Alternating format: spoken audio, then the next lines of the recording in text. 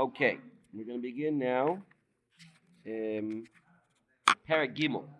Chelik Beis Perek Gimel Moire Shabbos. This is quite a fascinating perek. It is a bit long, so we probably will not get through the entire thing this week. But it is quite a fascinating perek, and it brings out an amazing idea hashkafically in the world. And it's kind of funny because it's kind of just peripherally connected to Shabbos. But the hashkafas that he brings in this parak are phenomenal to understanding a lot of very deep questions in how the world runs. Well, how does Hashem run the world? So here in the parak, it's called Moira Shabbos. Yeah, it's going. The Maise, here in the beginning, the first paragraph. So he says, "B'Shabbos kodesh matzanu inyan moira min haShabbos." There's a fear of Shabbos. There's a fear of Shabbos. It's very interesting. He doesn't bring it over here, but there's a Tosfos in Makos that says that during the times of the Beis Hamikdash, when they were able to punish people for being over on serious averas with death, so there were more people that were killed from some of the bigger averas than were killed for Chilul Shabbos. Meaning to be Chilul Shabbos is a chi of skila, but in order to be over in Chilul Shabbos, you have to have Eidim Esra. With every other avera which has a chi of misa, you need to have two Eidim that testify and Hasra that the person was warned beforehand, knowing that he was going to be punished. So a person, so Tosfos says it was more often that people got punished for averas like Gilui Arayos and Shvichus Damim and murder than for Chilul Shabbos, because people were scared of Shabbos. He brings over here from the Yerushalmi the Am Haaretz Neman al Ma'aser b'Shabbos. Even though generally we don't rely on the words of an Am Haaretz if he says the Ma'asers were taken or not, but on Shabbos he is Neman because he's scared to lie on Shabbos. There's a certain fear of Shabbos, and that's what the Tosfos was saying. Also, there's a fear. There's a fear of Shabbos. Halavai, we should get back to that. There's a fear of Shabbos. And so what does this fear come from? Where is that? What are we so scared of on Shabbos? What is the Am Haaretz scared of on Shabbos? Here in the end of the first paragraph, he says, "Lo min haShabbos ata mityare, ela mimi shehizer ala Shabbos." It's not that we're scared of Shabbos. We're scared of the one who warned about Shabbos. It means we're scared about Hashem. But obviously, there's something still about Shabbos, because if we're scared of Hashem, we should be scared of Hashem in all the mitzvahs. We should be scared in everything. Why is it Dafka Shabbos? What's connected to Shabbos over here? So that's the main question, which we're going to come back to all the way at the end of the parak. We're going to come back to this question. In the first section over here, he brings an introduction to the Yisoid. In that introduction, he begins with explaining the way that Hashem created the world. Hashem created the world with gvulot, with boundaries. Everything in the world has boundaries. Right? One of the best examples of that is the ocean. The ocean Hashem created with boundaries. I think it's a pasuk in Eov that says, what are the boundaries of the ocean? The boundaries of the ocean is the sand, it's the beaches. The sand is the boundaries. The oceans are not allowed to go past. They're not allowed to go past the boundaries of the that Hashem set for them. Oh, so what about tsunamis? Where the tsunamis, the water goes way past. So very interesting. I'll just take a side point to say out of art that I heard years ago. I think it was in 2005, beginning of 2005. End of 2004. Exactly. The great tsunami of December 2004, the very end of 2004, the very beginning of 2004, that tsunami in the Indian Ocean that killed 250,000 people. I think there were over 250,000 people over the course of numerous countries, specifically Thailand. I think was one of the biggest, the hardest hit. India. It went to the east coast of Africa. That's how far the tsunami went. Over 250,000 people were killed in the tsunami at the very end of 2004. And I heard from my Rebbe at that time, somewhere around that time, he asked, what is it that the waters have gvulot? They're not allowed to do this. How could they have done such a thing? So he brought from Kriyas Yamsuf. Kriyas Yamsuf was the opposite. Kriyas Yamsuf, the water made way for more land. Not that the water took on the land, not the water covered the land, but that actually the water moved away so there would be more land. So what happened? Why did the water move? So look in the Medrash, what did the water see? We say in Hallel, Hayam Ra'ah Vayanus. The sea saw and it ran. So the Medrash asked, what did it see? What did it see that it ran away? Arona Shel Yosef. Very good. Arona Shel Yosef. Saw the Aron of Yosef and it ran. What is that? What is the symbolism of Arona Shel Yosef? So the idea he brought, I forgot exact sources that he said, but the idea that he brought was that water comes to wipe away nations when they're involved in Gilui Arayos. This is what we see by the Mabul. That the Mabul, one of the main, it was Gneva also, but one of the main issues with the Dor Mabul was Gilui Arayos. The Chassam Sofer brings in his parish on Psachim and Dav Beis that there was so much Gilui Arayos during the times of Dor Mabul that there was no chazaka of Rov Bilos Eitz Alabal. That means, how do we know who the father of a child is? How do you know? It's based on Rov. Based on, even if a woman is mezaneh, a Rov of the time she's with her husband. So Rov of the time with her husband, so we can assume that the children, the father is the father. But that's based on the idea that it's Rov. Rov of the time she's with her husband. During the Dor Mabul, they didn't even have Rov. Which means the Gilui Arayos was so rampant during the times of Dor Mabul, most of the times a woman was intimate, it was with some other man, not her husband. Most of the time. And the Chassam Sofer uses this idea to explain a difficult pasuk in Iyov, which is on the beginning of Psachim on Dav Beis, the Beis Amud Aleph, top of Beis Amud Beis. It's fascinating, Chassam Sofer, but not for now. The idea is that water comes to wipe away when there's a problem of Gilui Arayos. So what did the Yam see and it ran away? It saw Yosef. It saw how Yosef was the exact opposite, how Yosef was strong, and he stood up to the Nisayon of Gilui Arayos. So for such a thing, the water goes the opposite direction. So when you have a situation where the water comes and destroys and kills hundreds of thousands of people, it must be there's an issue of Gilui Arayos. Maybe Yavin. You don't have to go into all the details. Oh, that's when it was? No, it wasn't. First day of Shovavim. Oh, first day of Shovavim. That's what I said. It was Sunday. the end of 2004. Sunday, in December. Makes sense? Yeah. A couple weeks after Hanukkah. And what Timing said is because we don't have boundaries on our mouth. Ah, there you go. Okay. Another reason. Lemaisa, there is also another idea that the mouth and the eyes have a kesher also, deep in Kabbalah, but we're not going to go into that now. Lemaisa, the idea is that everything has boundaries. The world generally has boundaries. If the world changes its boundaries, there has to be some kind of reason for it. So Hashem even built into the world that you change your boundaries in this way or in that way. Natural disasters, as they're called, come about because of what's happening in the world. But Lamaisa, we can't change the natural order of the world. You mean it's not global warming? What? You mean it's not global No, warming? we're not going to get into politics right now. Yeah. However, Hakadosh Baruch Hu can change anything, which means even if there are natural rules in the world, Hashem is not limited to those things. Hashem is not limited to the natural laws of nature. Why? Hashem is above that.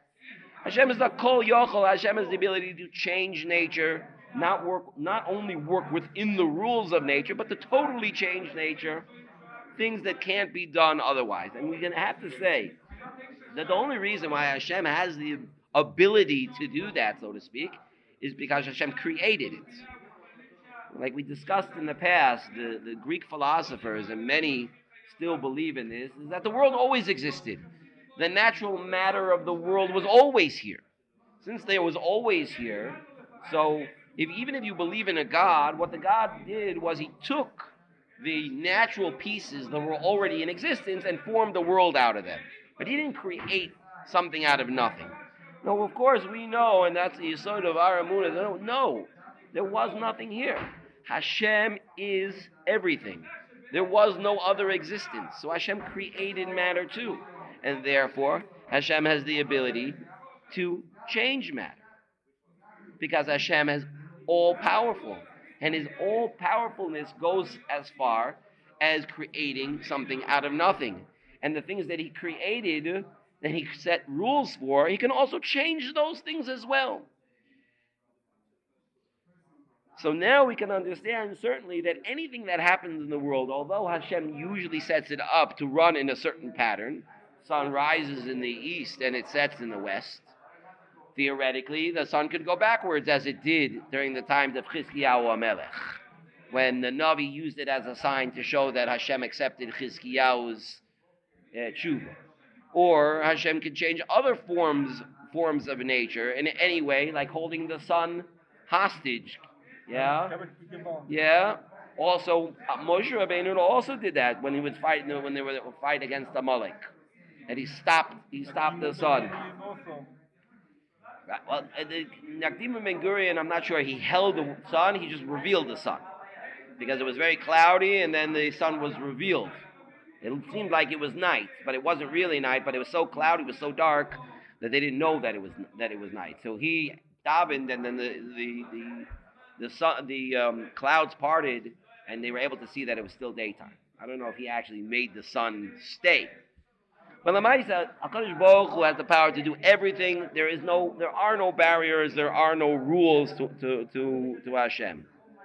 That's why he brings here on the top of Daf Nun Dalid, and another example that he brings based on the Gemara in Yuma, that before Klal Yisrael came into Eretz Yisrael, there was a tremendous nace that all of Klal Yisrael stood between the badim of the Aron. In other words, the badim of the Aron can generally hold about 2 people in between them. That's how it was designed, so that 2 people can carry it, 1 on each end. Actually 4, but in terms of between them, because they're 2 sides, so on each side 2 people. But yet, all of Klal Yisrael fit in between the 2 badim. How did that happen? That was a massive nace. And like we know that the Mishnah in Pirkei Avos says that in the Beis HaMikdash, oimdim tzfufim, mishtachavim revachim. That when people were in the Beis HaMikdash, there was no room to stand. But when it came time for everybody to bow, there was more than enough room for everybody. How does that make any sense? The Aron didn't take up any space. It didn't take up any physical space, even though we know the Aron has measurements, as we see this week's Parsha of Vayakil, from that week, from Parshas Truma. There are physical barriers of the Aron, but yet in the Mishkan, in the Beis HaMikdash, it didn't take up any space. So these are miracles that defy the rules of nature. These things don't exist. It's not possible. It's not physical. HaKadosh Baruch Hu is a Kol Yochel. He is not bound by the rules of nature. He is not bound by the rules of physics. He's not bound by any rules. So therefore, HaKadosh Baruch Hu can change whatever he wants. V'imnavo lachkor, right here in the middle of Daf Nun Dalid. Imnavo lachkor, ma'u b'diuk hakoyach hamoira al kol yochol, v'she'en gvul liyicholis yisbarach. We're going to come and try to understand. What is it? What is it specifically that is the power, that is, it's the fear of the fact that Hashem is all-powerful? The shoresh, the foundation of this power of Kol Yochel, that Hashem has the ability to do anything, is the koyach hachidush, that HaKadosh Baruch Hu can create something out of nothing. Shemikevan she'izbar she'Hashem yizbaruch hu mechadesh chidushim Zuhara al ein sofiyot gemur. That proves that Hashem is endless. There is no limitation at all.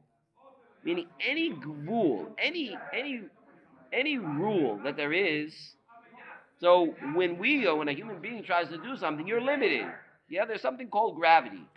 You're trying to defy gravity. Well, you're not going to win. Gravity is going to win.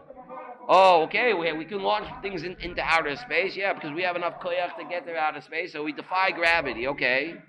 Do we have? We defy gravity. Right. You know what happens in space? Things living without gravity is quite a challenging thing. We don't even realize how normal things are. Yeah, do you know how impossible it is to take a shower in space? To clean yourself, it's like, come on, impossible, because where's the water going? Right? The water comes down and goes down the drain, right? You don't even think about it. It's like, if you're in space, how do you shower? Where does the water go? It's just like floating around, and you got to find yourself, get some water and put it on you. Like, well, how does that work? But HaKadosh Baruch Hu, He created these rules. The rules don't apply. They don't apply anything. He can do anything. Now, maybe in general he doesn't. Maybe HaKadosh Baruch Hu wanted to set up the world in a way that the world runs in a certain way. But HaKadosh Baruch Hu himself has the power to do everything.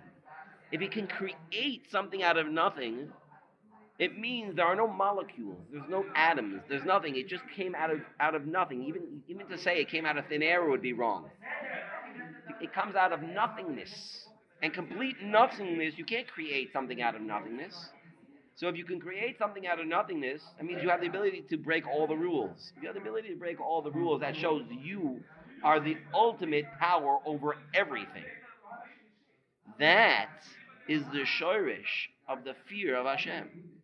Hashem can do anything at any time, any point, back in time, forward, nothing. There is no gvulos. Time is not a gvul for Hashem. The laws of physics are not a rules for Hashem. The laws of mathematics are not rules for Hashem. Hashem can do anything. We live in a physical world. And therefore, we have limitations. So that's what he says over here towards the end, Daf Nun Daled. V'hasiba pshuta, shim tachur al ma'isa gadol v'noira. If you think about, you philosophize about this amazing idea. Im efshar la'asoiso, kigon lahachnis as gadol oilam letoich kufsa katana. Is it possible to take the entire world and put the entire world into a little box? Harei toimer alo bilti efshari. What do you mean? What are you talking about? Something big can't fit into something little. It's not shaykh. Ve'imtit boinin ma kan be'emet hakoishi. What's so hard? Shezeh neged metzius. What do you mean? That's against the laws of nature. Big doesn't fit into little. Abal mawa davar hazeh nikra metzius. What is this nature? What is this existence? What is that? Klal chukei hateva. It's the laws of nature. That's what it is. Muvana davar shekvar matmir hayachoik. So we have a rule. There's a rule in nature. Something big can't fit into something little. If you have the ability to make a chiddush, change things. We made a new chiddush. You know what the new chiddush is? Something that came out of nothing. I can make up anything. I can change the rules of logic. Logic says, you can't do this. Well, I'll change the rules of logic too. There won't be any, the rules of logic that you use are now different. I can change that also. Let's make something new with different rules of logic, with different rules. Can Hashem do that? Absolutely. HaKadosh Baruch Hu has that ability to make something brand new out of nothing, with no rules at all. There is nothing that can hold him back. He can do anything. There is no limitations whatsoever. Even if it's against nature now, I'll make a new metzius. The metzius we have now, I'll make a new metzius. Not only that,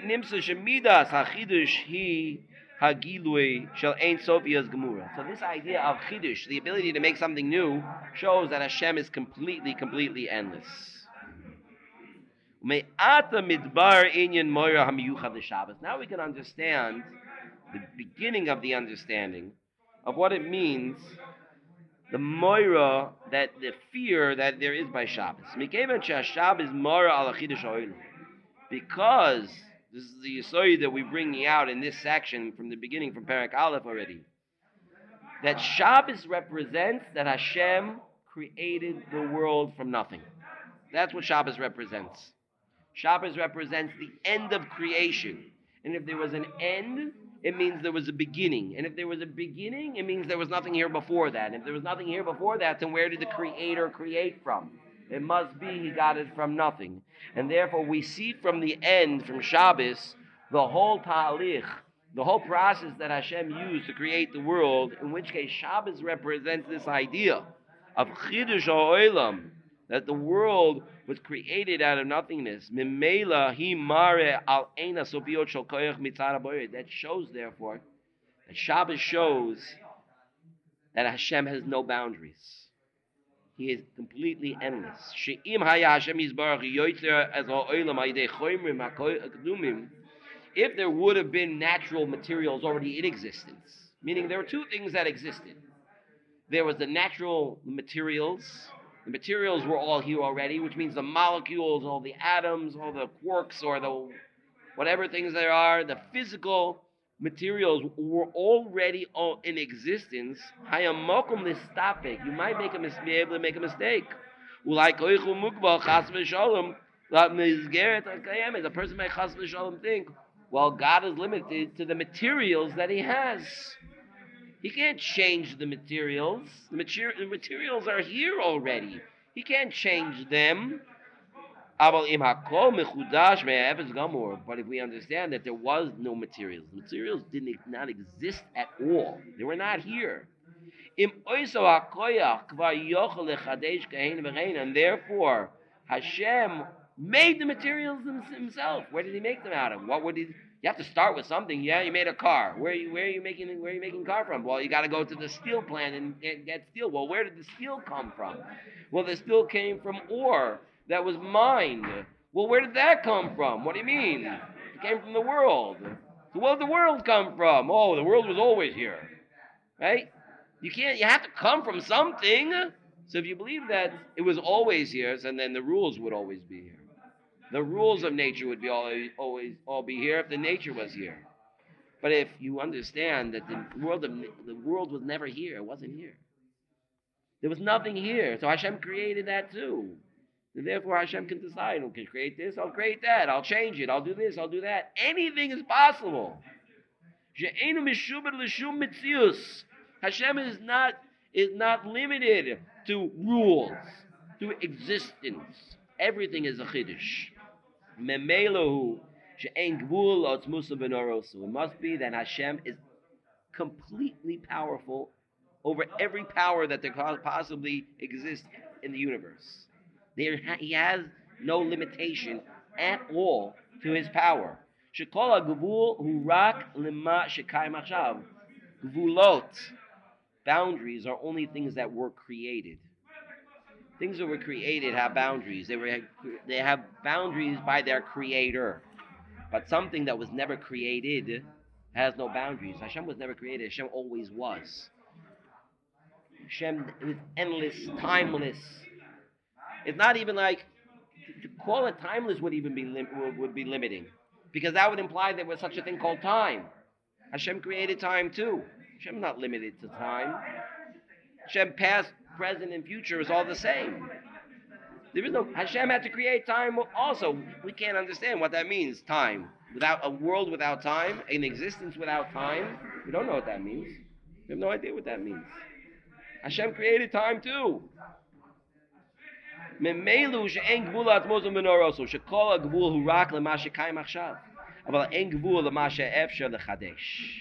there's no gvulos when you can change anything. Here on the footnote on the bottom, he adds a very interesting side point. That nowadays, you can't make something out of nothing. Everything is here already. Hashem created everything already. Now what can we do? There's still a place for Chiddush. And the place for Chiddush is in Torah. A person can be mechadish things in Torah. What? All the Chiddushim were given to Moshe. Oh, so the question is what was given to Moshe Rabbeinu. So that's already a very deep question because there seems to be Gemaras against that. You're bringing it out to the world. Moshe was on a general level. The world. It sounds like it's the concept never existed before you. Okay.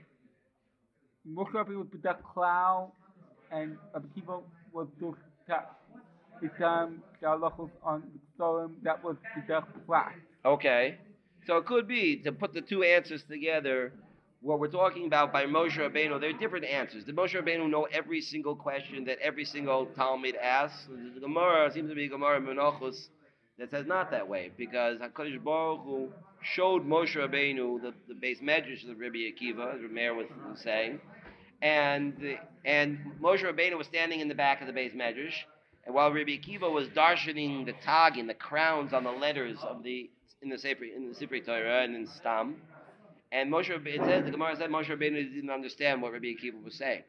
He didn't understand. He didn't understand what he was talking about. Like, what are all these things?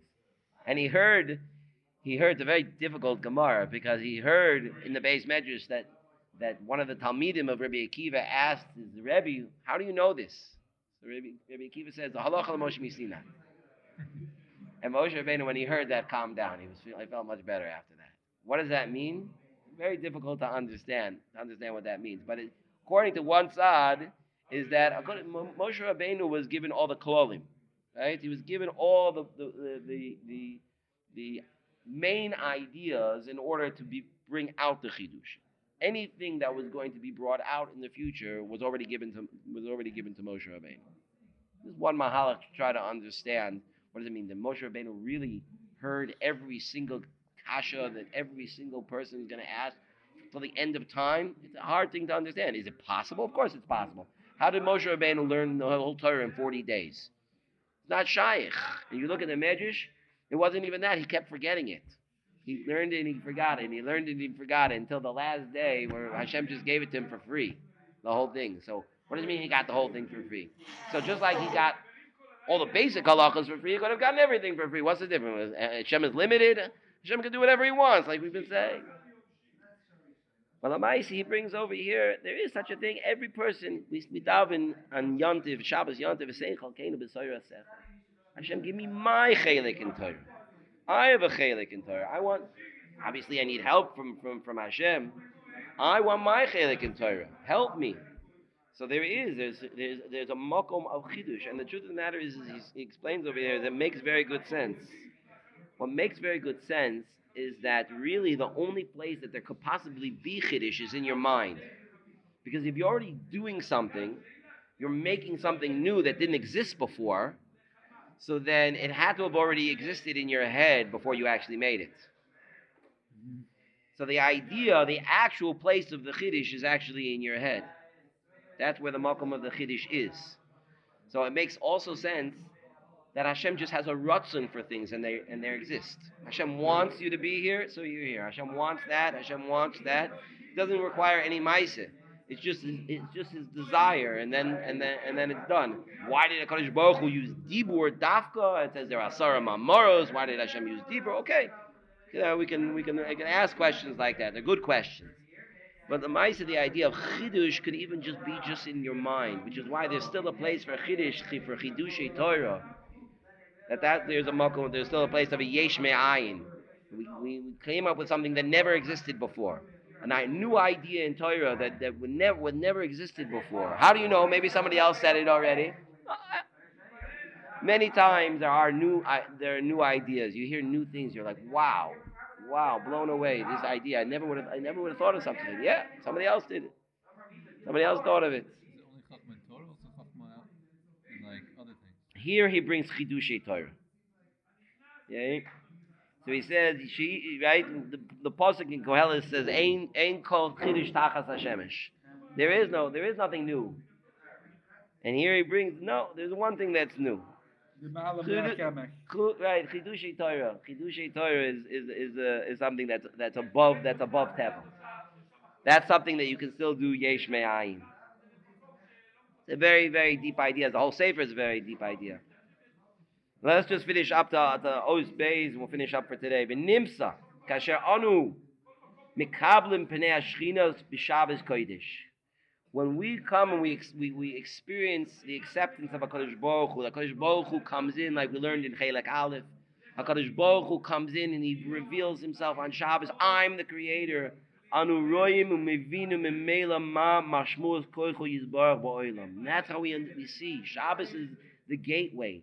HaKadosh Baruch Hu comes in and we see what does it mean? Koyach ein soifi. We see a power that has no end. Bilishum gvul umida.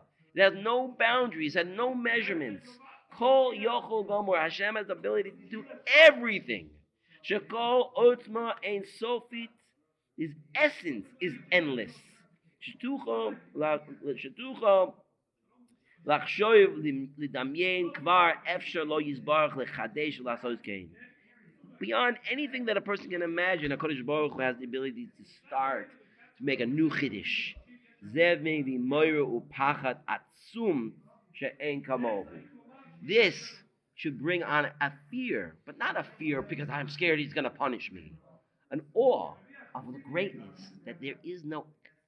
Why? When we stand in front of a great gadol, a great tzaddik, person goes to in front of Rav Chaim Kanievsky Zatzal or Rabbi Yoshiv, you can feel yourself. There's greatness over here. I'm scared he's going to hurt me. I'm scared he's going to do something to me. No, the greatness is just Intimidated.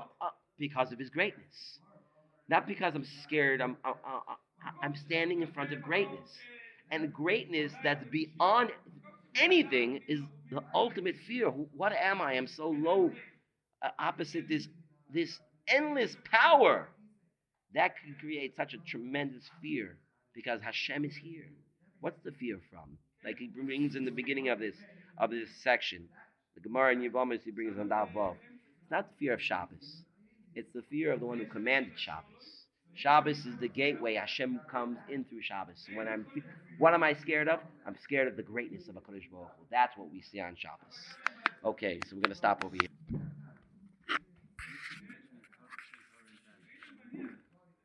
Oh, so the main idea, he brings it as a side point.